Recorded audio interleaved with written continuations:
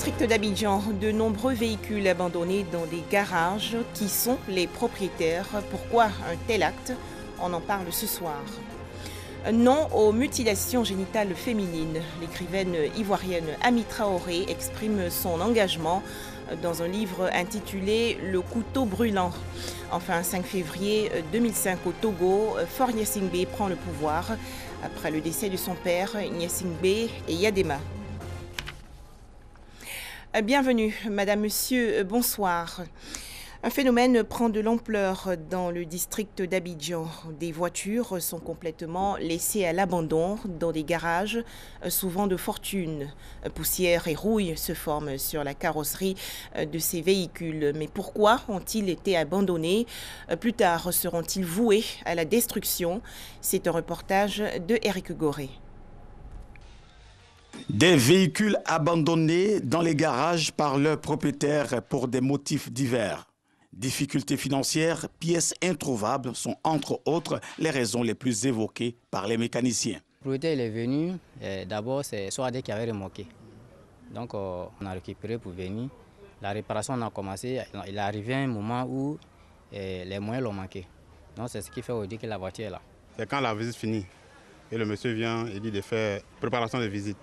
Bon, après avoir démonté, quand il demande, il se trouve que le prix des pièces sont élevés. Bon, il te dit qu'ils arrivent, la voiture dure, tu l'appelles, tu n'arrives plus à la rejoindre.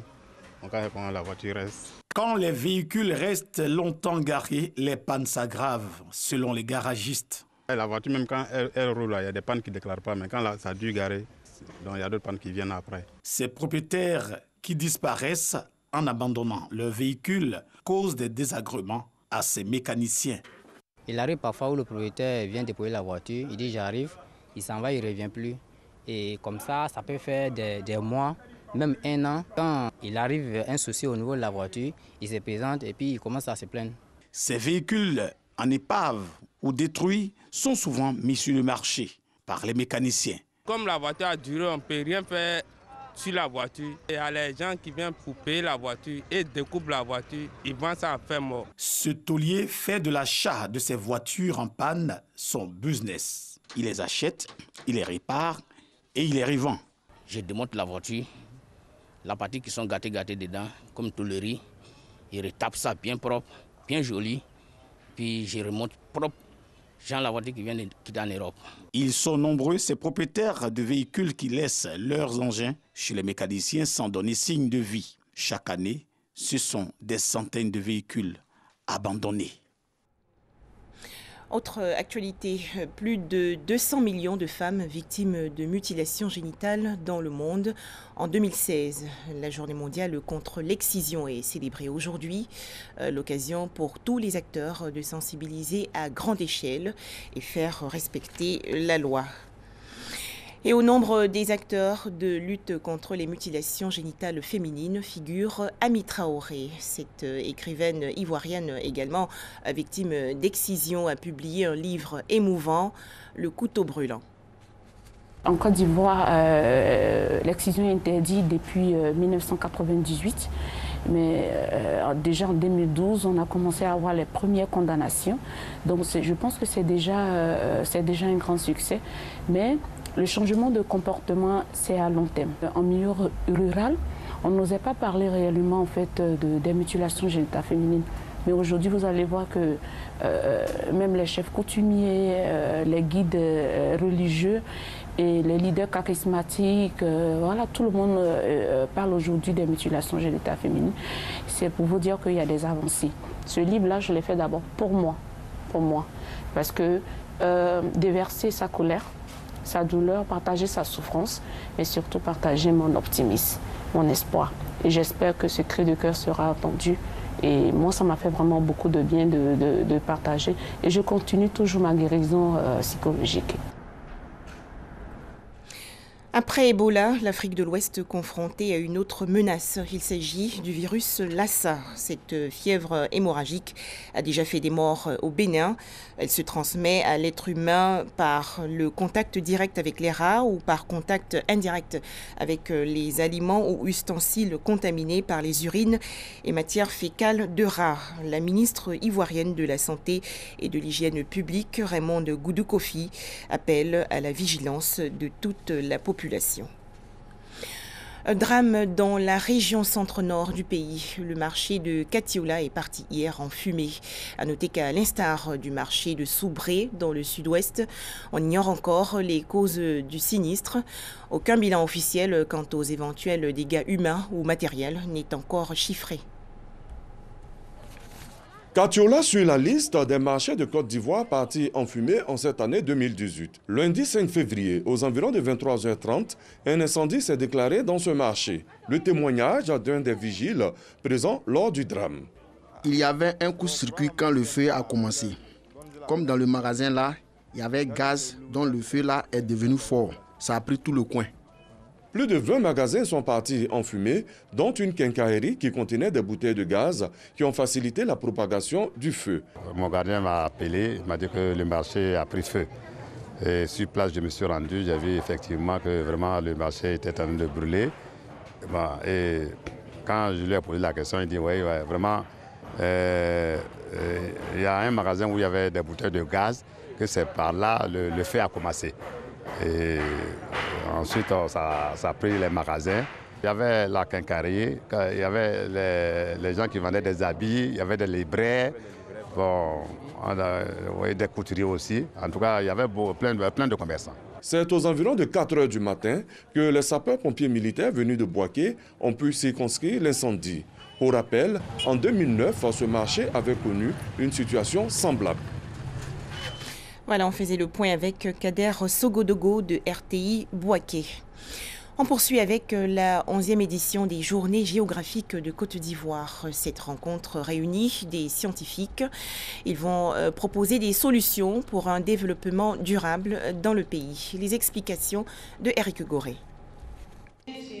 Cette rencontre scientifique va permettre à ces géographes de proposer des stratégies et des informations utiles à la prise de décision. Pendant 4 jours, plusieurs thématiques seront abordées pour contribuer au développement de la Côte d'Ivoire.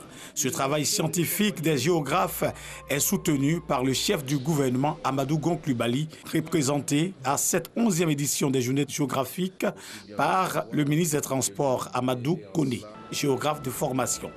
Grâce à la géographie, j'ai réussi donc à assumer toutes les responsabilités qui m'ont été confiées.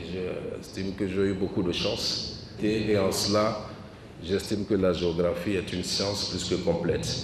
Je voudrais, au nom de Monsieur le Premier ministre, remercier les ressortissants, les représentants des pays membres qui ont accepté de répondre à vos invitations. Et toujours au nom du Premier ministre, souhaiter que vous fassiez d'excellents travaux. Du 5 au 9 février, les enseignants géographes ivoiriens et leurs collègues venus de l'extérieur vont travailler afin d'aboutir à des résolutions qui seront utiles pour tous les secteurs d'activité. Nous allons parler de la question des villes durables, nous allons parler des questions de sécurité alimentaire, des questions d'environnement, santé, etc., des questions des risques. Nous allons parler de toutes ces questions en utilisant les outils et les méthodes de la géographie. La géographie doit être en permanence en ajustement, en adaptation à l'évolution de la société et des sociétés, je dirais plus globalement. Aux côtés de leurs professeurs, les étudiants géographes attendent beaucoup de ces journées scientifiques. Nous sommes très heureux d'être prêts auprès de nos maîtres pour pouvoir bénéficier de leur savoir, en tout cas suivre leur part, voilà, parce qu'ils sont pour nous des exemples et des modèles. Le thème de ces journées géographiques est « Outils géographiques au service de l'émergence et du développement durable ».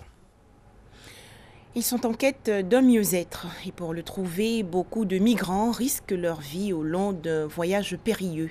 Ils sont aujourd'hui nombreux à tenter la traversée du col de l'Échelle entre l'Italie et la France. Ils n'ont jamais vu la neige, ils ont froid, et sont fatigués. Mais Cissé et Ibrahim en rêvent depuis qu'ils sont arrivés en Italie en provenance de Libye, passer en France. Comme beaucoup de migrants, ils tentent le col de l'Échelle, 6 km de route de montagne non déneigée à partir de Bardonecchia à la frontière.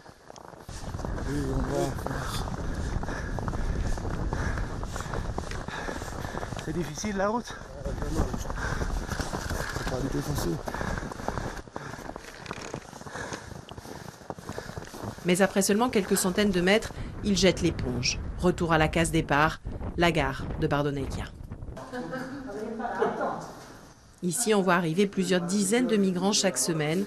Plat chaud, lit de camp, la petite station de ski s'est organisée face à l'afflux. Bonsoir, nous avons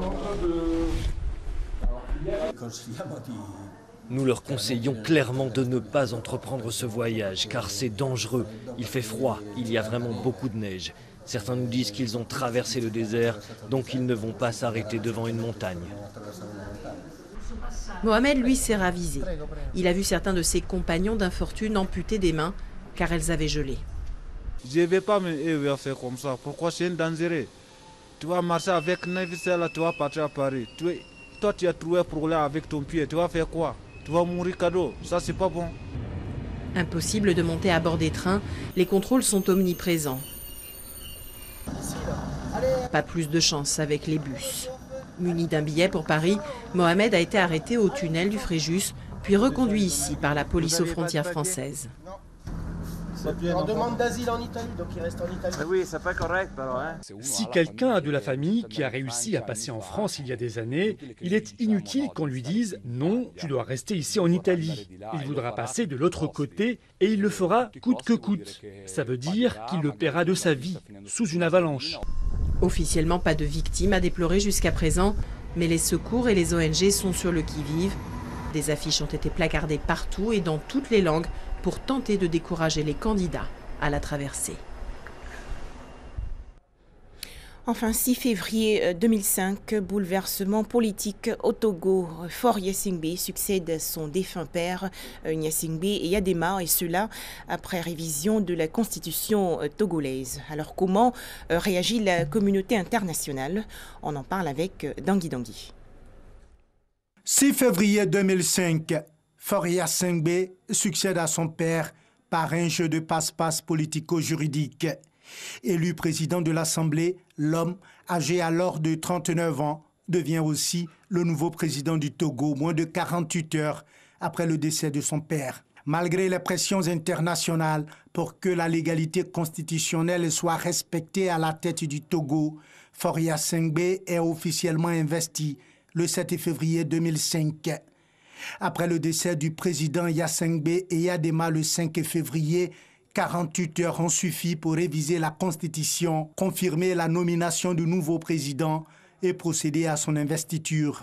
Le 6 février, les députés de l'Assemblée nationale sont convoqués pour réformer la Constitution, le code électoral et procéder à la suspension du président de l'Assemblée. 67 députés, tous de la mouvance présidentielle, sur les 81 que compte l'Assemblée, adoptent les propositions de révision des différents textes pour un vote à main levée. Le ministre des Mines et de l'Équipement, Faure Gnassingbé, présente sa démission et recouvre son mandat de député. Entre-temps, le président de l'Assemblée nationale, Fambaré Natchaba, est destitué, remplacé par le premier vice-président, Abbas Bonfo. Proposé à la présidence de l'Assemblée, Faure Gnassingbé accepte l'offre et est élu à l'unanimité par acclamation. Président de l'Assemblée nationale, il devient naturellement et constitutionnellement président par intérim du Togo, en charge de terminer le mandat de son prédécesseur.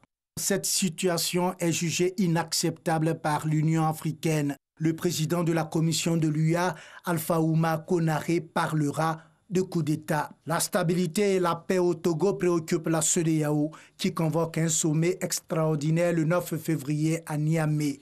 Sur place à Lomé, une délégation de la CEDEAO est conduite par Aïchatou Mindaoudou, alors ministre des Affaires étrangères du Niger, dont fait partie Mohamed Ibn Chambas, secrétaire exécutif de la CEDEAO, est reçu par Faure Gnassingbé et le Premier ministre Kofi Sama. Après le départ de la délégation CEDEAO, la cérémonie de prestation de serment boudée par la plupart des pays africains et européens se tient. Elle a duré 30 minutes.